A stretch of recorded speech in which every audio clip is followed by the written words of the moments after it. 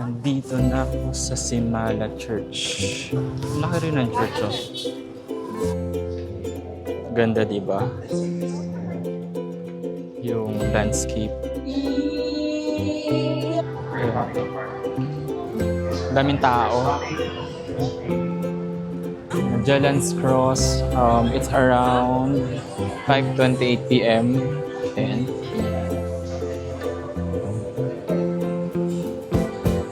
gusto niyo picturean ko kayo, tapos pa-picture din ako after. Gusto niya? Okay na yan. Salamat. It's called Subok Mercado. So, yun. So, yung una kong pupuntahan ngayon, I think kasi mas malapit yung Simala Church. Pero if ever may mga madaanan ako na ibang mga churches bago yung Simala, okay din yun. Ang init. Ka-open ko lang ng makina ng sasakyan. So, I really enjoyed my stay here. Sobra. Pin ko lang sa Waze before ako mag-start. Then sana may madaanan din akong 7-Eleven kasi gusto kong bumili ng drinks. Ayan. 1 hour from here going to Simala Church. And then nakakarating ako doon expected time 12:34. And then from Simala Church going to Carcar City for the lechon. So I think makakakain na ako ng lunch around siguro mga 2 p.m. mga ganon. Which is okay lang din naman kasi heavy breakfast naman yung kinain ko kanina. Dami ba naman patatas nun eh. Ayun. So really enjoyed my stay here and I hope again na mas dumami yung guest nila kasi ang ganda ng place eh. Super satisfied ako sa swimming pool. Alam niyo yun kasi honestly parang kapag swimming pool hindi ako maano sa swimming pool kasi nilalamig ako dito, maligamgam yung tubig tapos may overflowing na kasi tubig from the jacuzzi. So yung mainit na jacuzzi pupunta dun sa may pool nila. Kaya kahit gabi mainit parang maligamgam yung tubig, which is super nice. Hindi ako nilamig. So na-enjoy ko talaga yung pag-swimming. Ayun. Tapos ako lang mag-isa. Ayun. Okay lang naman kung may mga ibang mga guest. Yung mga food nila, may Filipino food, tapos may German food. Ayun yung kinain ko kanina, yung farmer's breakfast. German food yon. Hindi ko mabasa nga yung exact na German food, pero buti na lang may translation. So, ayun. Kita-kita ulit later pagdating ko sa Simala Church. Pero I hope may makita akong mga ibang churches pa na pwedeng mapagpicturean, lalo na yung mga maganda architecture ng mga churches. So, see ya! So, nandito na ako sa Simala Church. May may nagbibenta ng roses doon.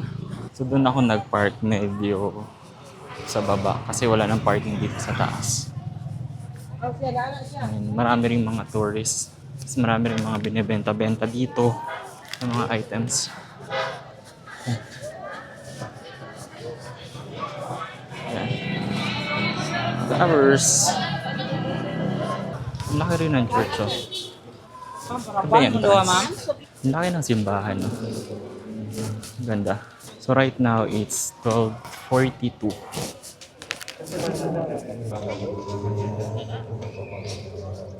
Kalimutan ko yung shades ko.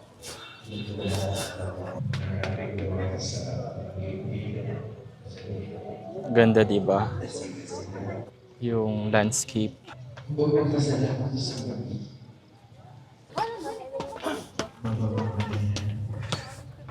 Medyo mainit. Grabe ang laki niya. Meron bridge dito. Actually wala akong idea dito sa church na to. Pinanggit lang ng ka-workmate ko, yung friend ko na from Davao. Kasi pumunta rin sila dito kahapon. So dinanan ko na rin. So nice to go to different places. Blessed is the fruit of your womb, Jesus. So meron din talaga mass. Akala ko lang, recorded na audio. Tapos may mga souvenirs din dito. We humbly pray and do the sisindi sila ng kandila and then nag-wish. Ayun. Yeah. So next stop ko, pupunta ako sa car sa mga lechonan ulit. Kahapon sa Talisay, ngayon sa Car City.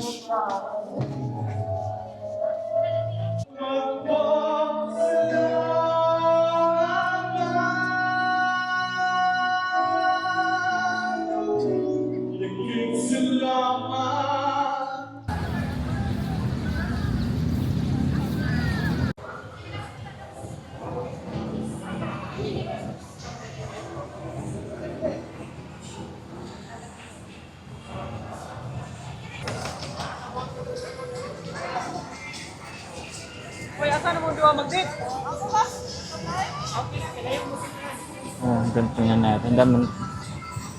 Dami rin tao. No? Magellan's Cross. It's around 5:28 p.m. Then, ano pa ba yung mapupuntahan dito?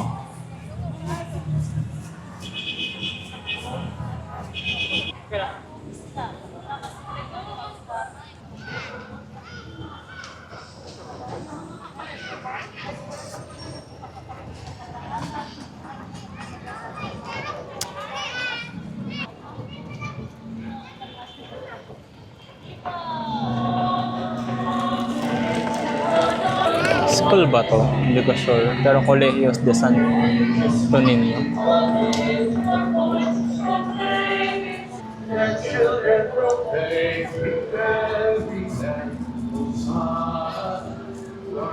Oh, this is the city.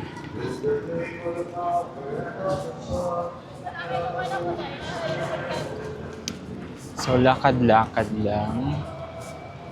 Ayan. Daming tao. First coming as one among us, right? As one coming among us, coming for us at the end of time. And it's coming So, among us. very historical tong place na to. Sana mag-picture sa loob. Kaso,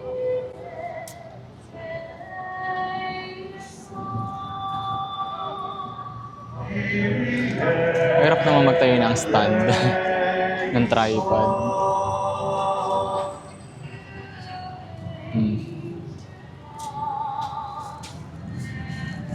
So, mag-dinner pa ba ako? Pinag-isipan ko. Kasi parang busog pa ako sa lechon kanina.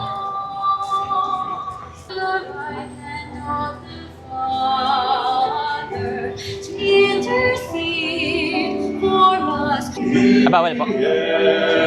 Bawal pala yung short sa loob. May Almighty God have mercy on us. Although meron naman akong pants sa sasakyan. Bring Kaso, us every last. yun, tamad na ako mag-base. So, ano na. So, plano kong pumunta sa 10,000 Roses after this. Another revisit place na napuntahan ko noong 2019. Ayan. Ganda ng lighting, oh. Ayan, ganda ng ilaw. Picturean ko nga ito. Balik tayo dito sa then ang dami rin nag-o-offer dito ng mga souvenirs. Sabi dito, this plaque marks the rehabilitation work done to Magellan's Cross kiosk sponsored by Galuste Gulbenkian Foundation, Lisbon, Portugal noong June 9, 2006. Parang baka magpa-picture na lang ako sa dalawang to.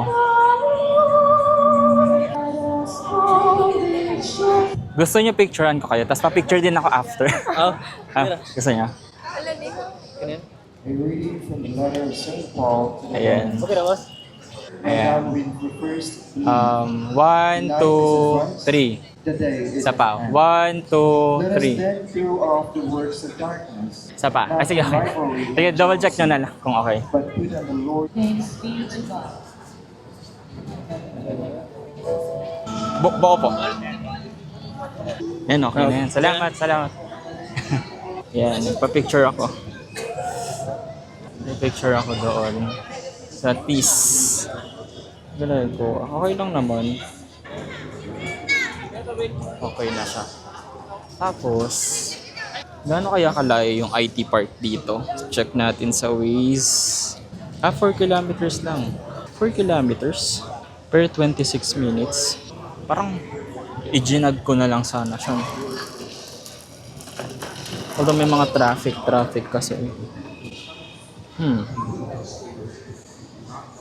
IT park. Ano ba meron sa IT park? IT park dito sa Cebu, parang more of mall siya, no? Kasi may bibilin din ako. Ganda.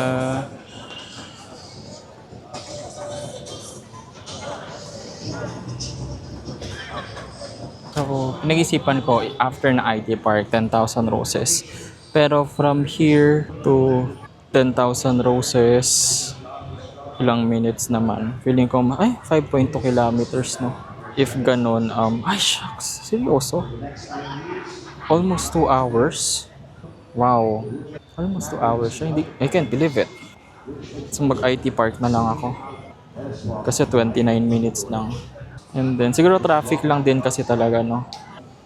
So balik na ako sa sakyan. Mag-IT park na lang ako. Hanap ako ng konting makain. And then, bibili na lang din ako na... Di ko sure if mag 10,000 roses pa ako. Pero baka mamaya hindi na ganun ka-traffic. Tapos bumilis na rin yung biyahe. Yan, ganda. Yan.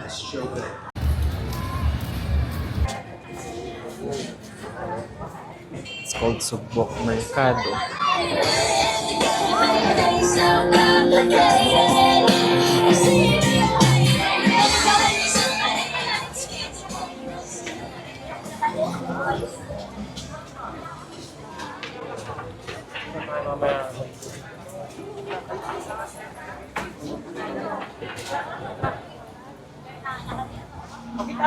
Ayaw, sige.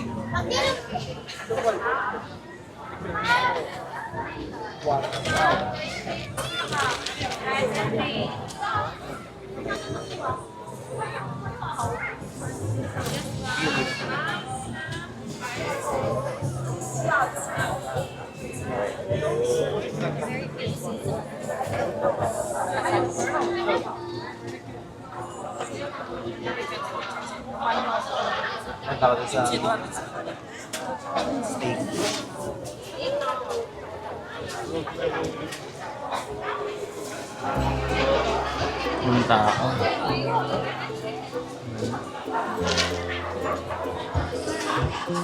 Tapos, buwan. Gabuwa. Patay.